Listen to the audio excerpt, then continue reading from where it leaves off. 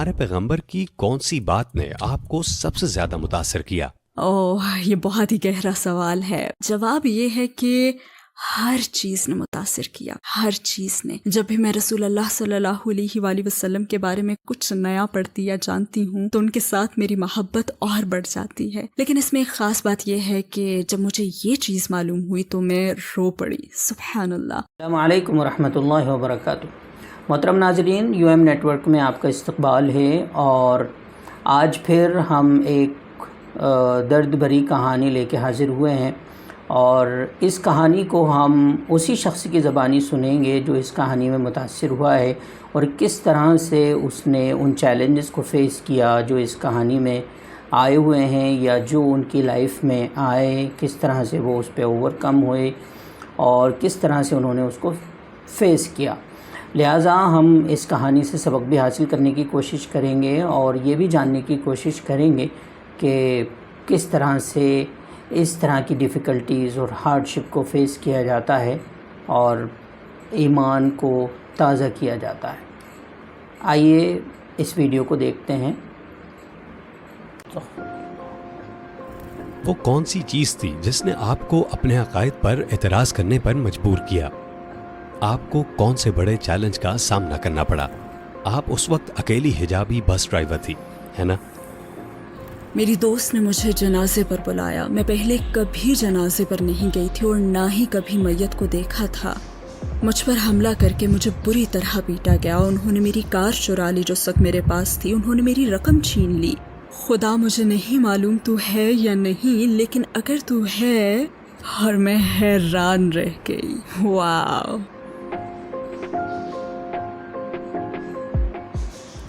میرا پہلا سوال آپ سے یہ ہے کہ استادہ امینہ بلیک کون ہے؟ کیا آپ ہمیں اپنی زندگی کے بارے میں مختصراً بتا سکتی ہیں؟ بسم اللہ الرحمن الرحیم. میرا بیک گراؤنڈ یہ ہے کہ میں ایک 17 سال کی لڑکی کے ہاں پیدا ہوئی، چیسٹر میں، جو کہ لیورپول کے قریب ہے.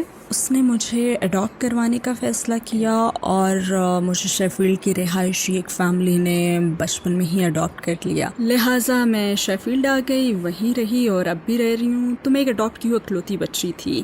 میرے والد شیفیلڈ یونیورسٹی میں انگلش اور لنگوسٹک کے پروفیسر تھے، اور میری والدہ شاعرہ اور آرٹسٹ تھی. افسوس دونوں کا اب انتقال ہو چکا ہے. اور ہاں، اسی لیے میری پرورش بڑی دلچسپ، بہت تعلیمی ماحول میں ہوئی. لیکن میں خود سے بچی تھی، اصل میں ٹام بوائے. مجھے گھڑ سواری، کاریں، لاریز اور بسیں پسند تھیں، اور میرا لباس اور کوئی بھی چیز لڑکیوں کی طرح نہیں تھی. ایمان کے لحاظ سے آپ کی زندگی کیسی تھی؟ آپ کا کس پر ایمان تھا؟ میرا ایمان، میری پرورش بطور عیسائی کی گئی، جس کی درخواست میری حقیقی ماں نے کی تھی، اور مجھے سنڈے اسکول بھیجا گیا جو مجھے پسند تھا. لیکن میں بہت چھوٹی عمر سے لڑکپن سے ہی عیسائیت پر ہمیشہ سوال اٹھاتی تھی. لیکن مجھے پیغمبروں اور بائبل میں لکھے قصے پسند تھے. ہم سنڈے اسکول میں بیٹھتے تھے اور ٹیچر ہمیں بہت اچھے سے عیسیٰ علیہ السلام اور موسیٰ علیہ السلام اور ابراہیم علیہ السلام کے قصے سنایا کرتے تھے. اپنے بچپن میں مجھے یہ سب بہت اچھا لگتا تھا. لیکن وقت کے ساتھ ساتھ جب میں شاید 15 یا 16 سال کی تھی، تب بائبل کے متعلق میں نے سوالات پوچھے، اور اس کی سچائی پر قائل کرنے والے جوابات نہ ملے تو گویا یہ ایک بنیاد پھر بن گئی تھی. بہرحال اس وقت میں خدا پر واقعی یقین رکھتی تھی، لیکن میں نے خود کو کسی مخصوص مذہب کے ساتھ نہیں جوڑا تھا. وہ کون سی چیز تھی جس نے آپ کو اپنے عقائد پر اعتراض کرنے پر مجبور کیا، اور ایسا کب ہوا؟ جب مجھے پتہ چلا کہ بائبل میں متضاد باتیں ہیں، یہ اصل میں مجھے ایک پادری سے پتہ چلا. وہ بہت اچھا تھا اور بہت دیانتدار بھی. میں نے اس سے کہا، یہ سب کیا ہے؟ مجھے خدا کو کیوں ماننا چاہیے؟ مجھے بائبل پر ایمان کیوں لانا چاہیے؟ تو اس نے جواب دیا کہ آپ کو اپنے دل سے ایمان لانا ہوگا. میں نے کہا، اس کا ثبوت کیا ہے؟ تو میں نے اس سے یہ سوالات پوچھے تھے. آپ کو اپنے دل سے ماننا ہوگا، یہ ایک احساس کا نام ہے. اور میں نے سوچا کہ ہاں، میں خدا پر ایمان رکھتی ہوں، لیکن اگر یہ الفاظ، یہ کتاب اپنا خدا کا کلام ہونا ثابت ہی نہیں کر سکتی، اور اس میں متضاد باتیں موجود ہیں، اور اگر یہ واقعی خدا کا کلام ہوتا تو میرے خیال میں یہ متضاد باتوں سے پاک ایک پرفیکٹ کلام ہوتا. لہٰذا میرا نہیں خیال کہ میں اس پر عمل کر سکتی ہوں۔ اسلام کے بارے میں آپ کے کیا خیالات تھے؟ میں بچپن میں بھی مسلمانوں کے ساتھ ہمیشہ گھل مل جاتی تھی۔ بطور پروفیسر میرے والد کے مسلمان سٹوڈنٹس بھی تھے، اور اسلام کے ساتھ میرا پہلا رابطہ دراصل اس لڑکی کے ذریعے ہوا جس کے ساتھ میں 17-18 سال کی عمر میں نائٹ کلبنگ کرتی تھی۔ میں شاید 18 سال کی تھی اور گھر میں نے 16 سال کی عمر میں چھوڑا تھا، مطلب میں اتنی زیادہ خود سر تھی۔ میں نے اپنے لیے ایک کونسل فلیٹ اور ایک کونسل پراپرٹی لی۔ یہ چھوٹی سی پراپرٹی تھی۔ ہوا یہ کہ میرا اٹھنا بیٹھنا کچھ غلط لوگوں میں ہو گیا، اور کچھ بدماش قسم کے لوگوں نے میرے رہائشی اپارٹمنٹ میں مجھ پر حملہ کرنے کے لیے کچھ لوگوں کو بھیجا۔ وہاں مجھ پر حملہ کر کے مجھے بری طرح سے پیٹا گیا۔ انہوں نے میری کار چرا لی جو اس وقت میرے پاس تھی، انہوں نے میری رقم چھین لی، اور واقعی سبحان اللہ سبحانہ و تعالیٰ انسانوں کو ایسی صورتحال سے دوچار کرتا ہے جہاں انہیں مجبوراً کوئی قدم اٹھانا پڑتا ہے، کیونکہ اس کے بغیر آپ کی زندگی کبھی تبدیل نہیں ہو سکتی۔ تبدیلی کے لیے آپ کی زندگی میں اس پکار کا پیدا ہونا ضروری ہے۔ اور اس حملے کے بعد میں واپس اپنے فلیٹ میں جانے سے بہت خوفزدہ تھی۔ پھر میں جس جگہ گئی وہ میری وہی مسلمان دوست تھی جس کے ساتھ میں نائٹ کلبنگ کرتی تھی۔ اس نے کہا تھا نہیں آ جاؤ اور میرے گھر میں آ کر رہو، تو میں اس کے گھر رہنے چلی گئی، اور اس کے گھر میں صرف ایک کتاب تھی، اور یہ کتاب ہے القرآن۔ اور قرآن یہ انگلش اور عربی کا ورژن تھا۔ چونکہ میں بور ہو جانے والی ایک ٹین ایجر تھی، بور ہو رہی تھی، تو میں نے اس کتاب کو دیکھا اور اس سے کہا کیا میں اسے دیکھ سکتی ہوں؟ اس نے کہا ٹھیک ہے، جاؤ اپنے ہاتھ منہ دھو لو، پھر تم کتاب کھول کر پڑھ سکتی ہو۔ تو میں نے کتاب کھولی اور میں نے دیکھا سبحان اللہ، میں نے وہ قصے دیکھے جنہیں اپنے سنڈے اسکول میں دیکھا اور پسند کیا تھا۔ میں نے سوچا واو، یہ تو اسکول والی جانی پہچانی چیزیں ہیں۔ یہ بات قابل ذکر ہے کہ مغربی اسکولوں میں آپ کو عیسائیت اور اسلام دو بالکل مختلف چیزوں کے طور پر پڑھائے جاتے ہیں۔ خدا اور اللہ کے درمیان موازنے کا کوئی اختیار نہیں ہے۔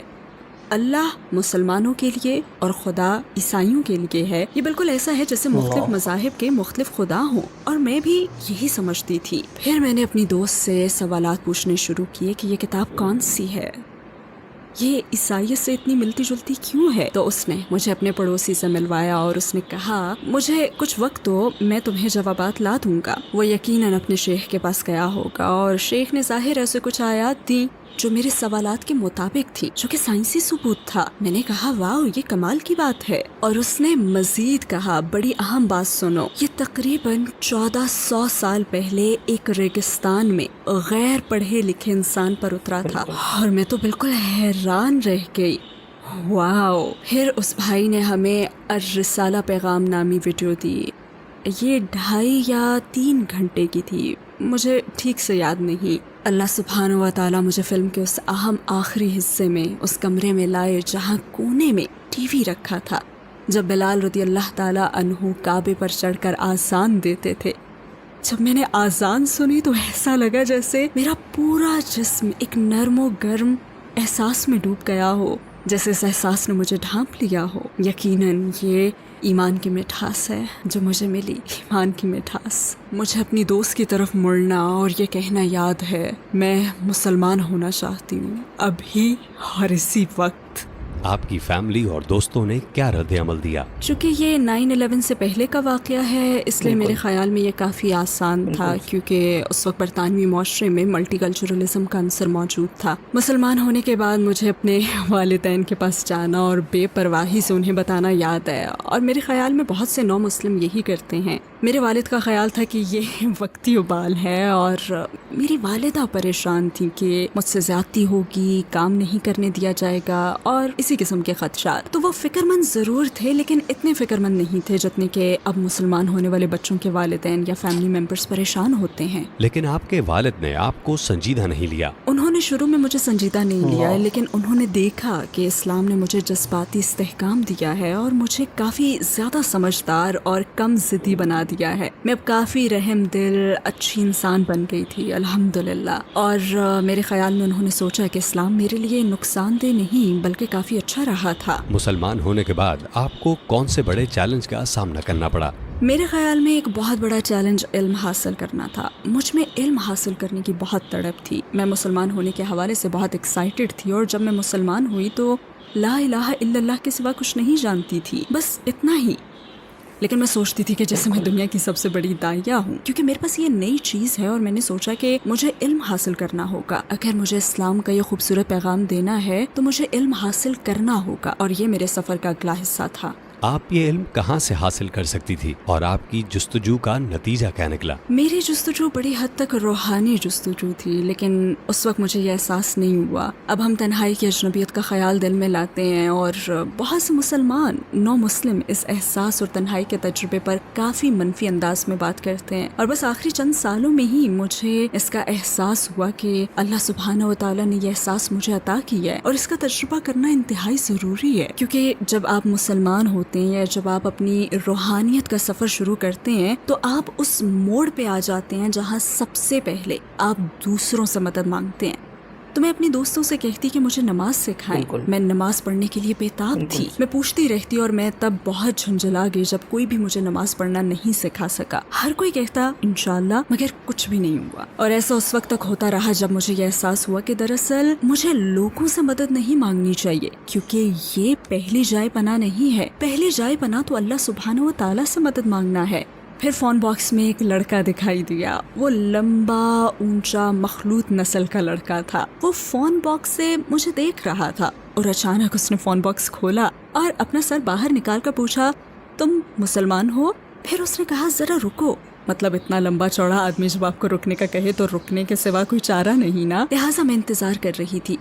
اس نے فون اٹھایا اور ایک نمبر ملایا، اور پھر فون باکس سے فون ہاتھ میں لے کر باہر لے آیا اور کہا یہ سسٹر ٹریسی ہیں، ان سے بات کرو. اور سبحان اللہ، وہ نہ صرف میری رہنما اور ٹیچر بن گئیں بلکہ انہوں نے خود مجھے استاذہ بنانے کا راستہ بھی ہموار کیا. انہوں نے مجھے نماز پڑھنا سکھائی، مجھے ارکان الایمان سکھائے، انہوں نے مجھے مسلمان بننے کا صحیح راستہ دکھایا، مجھے حجاب کے بارے میں بتایا. اور در حقیقت وہ اللہ سبحانہ و تعالیٰ سے کی گئی میری دعا کا جواب ہی تھی. سبحان اللہ، حیرت انگیز.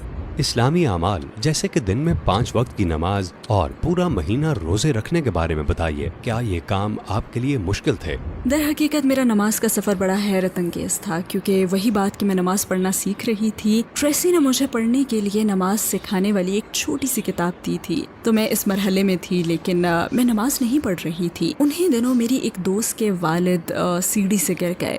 انہیں ہارٹ اٹیک ہوا، اور وہ مسلمان فیملی تھی.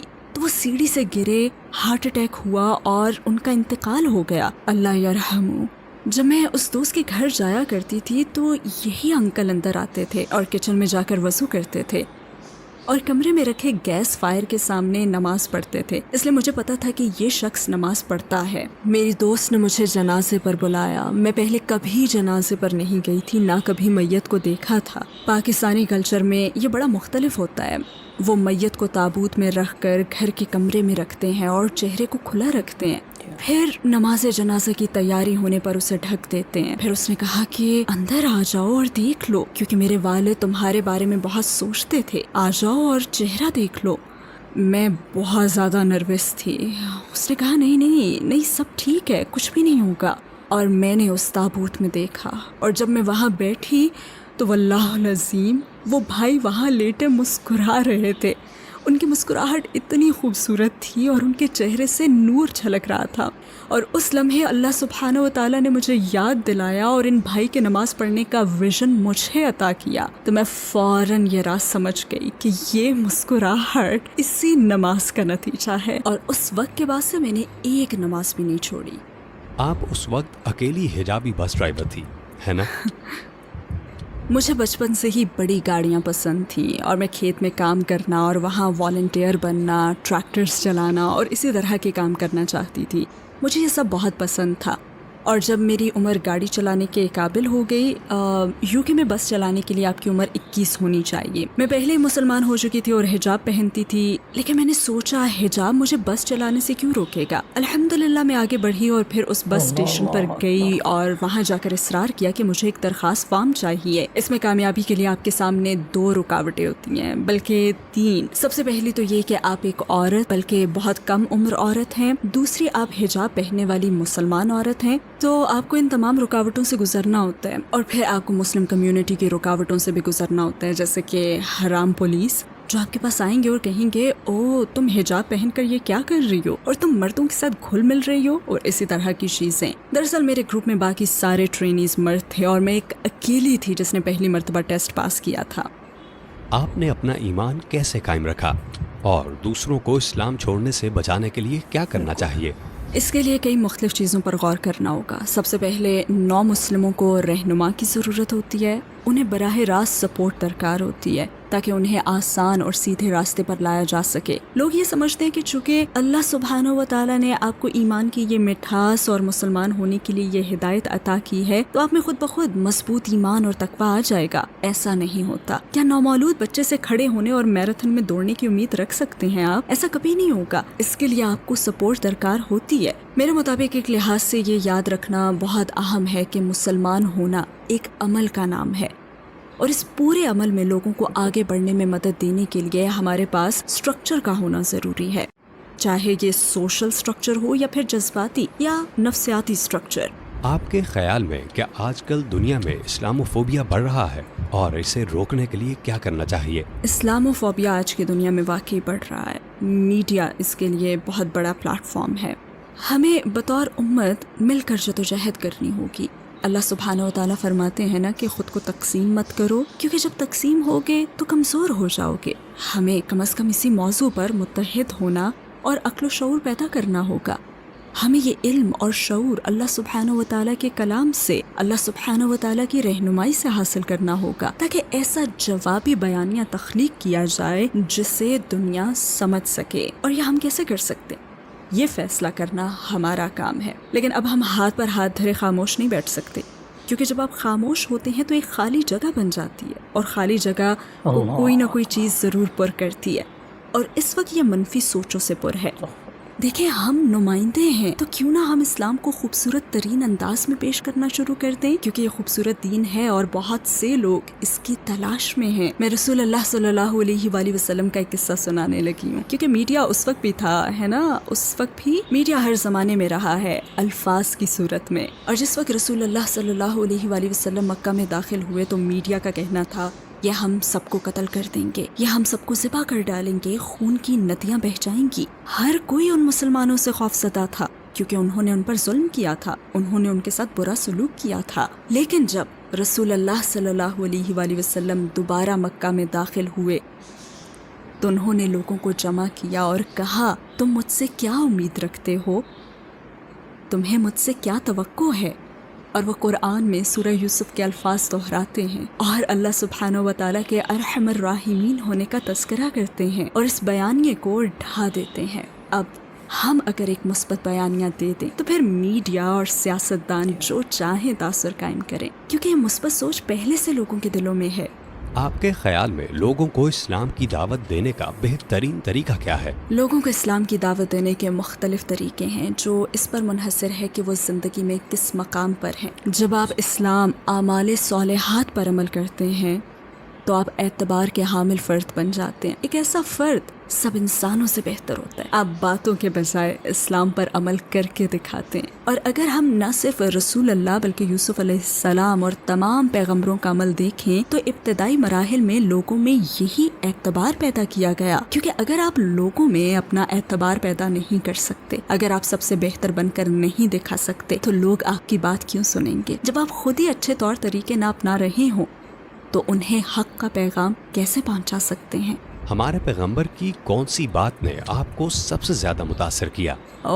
یہ بہت ہی گہرا سوال ہے۔ جواب یہ ہے کہ ہر چیز نے متاثر کیا، ہر چیز نے۔ جب بھی میں رسول اللہ صلی اللہ علیہ وآلہ وسلم کے بارے میں کچھ نیا پڑھتی یا جانتی ہوں تو ان کے ساتھ میری محبت اور بڑھ جاتی ہے۔ لیکن اس میں ایک خاص بات یہ ہے کہ جب مجھے یہ چیز معلوم ہوئی تو میں رو پڑی، سبحان اللہ۔ اور یہ در حقیقت ایک خوبصورت واقعہ تھا۔ جب رسول اللہ ضعیف ہو رہے تھے اور زندگی کے آخری دن تھے تو دو صحابہ کے سہارے چل رہے تھے۔ انہوں نے فرمایا، میں اپنے بھائیوں کو یاد کرتا ہوں، میں اپنے بھائیوں کو یاد کرتا ہوں۔ اور صحابہ نے عرض کیا، یا رسول اللہ، ہم تو آپ کے ساتھ ہیں، ہم تو آپ کے ساتھ ہیں۔ تو انہوں نے فرمایا، نہیں، تم میرے صحابہ ہو، میرے بھائی وہ ہیں جو مجھ پر ایمان لائیں گے لیکن کبھی مجھ سے ملے نہ ہوں گے۔ اگر آپ کو دنیا کے تمام مسلمانوں سے بات کرنے کا موقع ملے اور آپ کے پاس صرف 1 منٹ ہو تو آپ انہیں کیا کہنا چاہیں گی؟ میں کہوں گی کہ تعصبات کو ایک طرف رکھیں، اپنے دلوں کو کشادہ کریں اور مطمئن دلوں کے بارے میں سوچیں۔ آپ اپنے دل اور زندگی کو کیسے پرامن بنانا چاہتے ہیں، اور یہ جو خالی پن ہے، بہت سے لوگ ایک خالی پن، روحانی خلا کا شکار ہیں جسے مثبت چیزوں سے پر کرنا ہوگا۔ میرے غیر مسلم دوست جب مجھ سے پوچھتے ہیں تو میں ہمیشہ یہی کہتی ہوں کہ اگر آپ حق کی تلاش کریں، اگر آپ اپنے دل کو کشادہ کریں، اپنے تعصبات کو ایک طرف رکھ دیں اور پورے خلوص سے حق کی تلاش کریں اور دعا کریں، خدا مجھے نہیں معلوم تو ہے یا نہیں، لیکن اگر تو ہے تو مجھے حق کے راستے پر چلا دے، اور پھر دیکھیں کیا ہوتا ہے۔